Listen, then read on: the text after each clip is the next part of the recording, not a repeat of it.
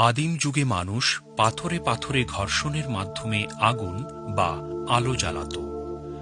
সময়ের বিবর্তনে আবিষ্কার হল বিদ্যুৎ।